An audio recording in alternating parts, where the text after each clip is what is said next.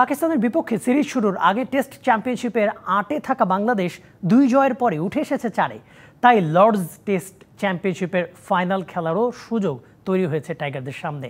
তবে সেক্ষেত্রে জিততে হবে ভারত, সাউথ আফ্রিকা ও উইন্ডিজের বিপক্ষে থাকা বাকি ৬টি টেস্ট ম্যাচ। টেস্ট চ্যাম্পিয়নশিপের আগের ২ চক্রে সবার তলানিতে থাকা বাংলাদেশ এবার স্বপ্ন দেখছে ভালো কিছু করার।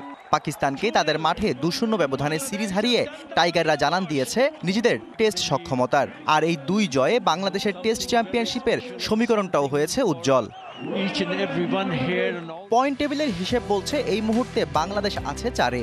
৩ জয় থেকে ৩৬ পয়েন্ট প্রাপ্তি হলেও স্লো ওভাররেটের কারণে কেটে নেওয়া হয়েছে ৩ পয়েন্ট। শতাংশ হিসাবে ৪৫.৮৩ পয়েন্ট নিয়ে টাইগাররা আছে ভারত, অস্ট্রেলিয়া এবং নিউজিল্যান্ডের পিছনে। বাংলাদেশের এখনো হাতে রয়েছে ৬টি টেস্ট ম্যাচ।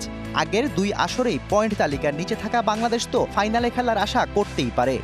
ওয়ালটন টেলিভিশন মাত্র ২৫,৪৯০ টাকায় পাচ্ছেন গুগল টিভি। ভারত, দক্ষিণ আফ্রিকা ও ওয়েস্ট ইন্ডিজের বিপক্ষে সিরিজ বাকি বাংলাদেশের। এই মাসেই ভারত সফর, এরপর দেশের মাটিতে দক্ষিণ আফ্রিকার বিপক্ষে খেলার পর ওয়েস্ট ইন্ডিজ সফর যাবে বাংলাদেশ।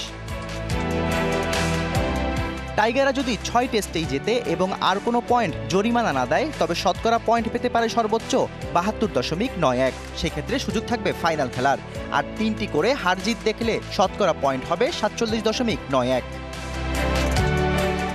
এমন সমীকরণে বাংলাদেশের জন্য ফাইনালে যাওয়ার পথটা নিশ্চিতভাবেই কঠিন। তবে যে সমীকরণ কাগজে কলমে মিলছে, নাজমুল শান্তদের জন্য তেমন কিছু মাঠের খেলায় তৈরি করা হয়তো অসম্ভব নয়। Shahriar Hossain, DBC news desk.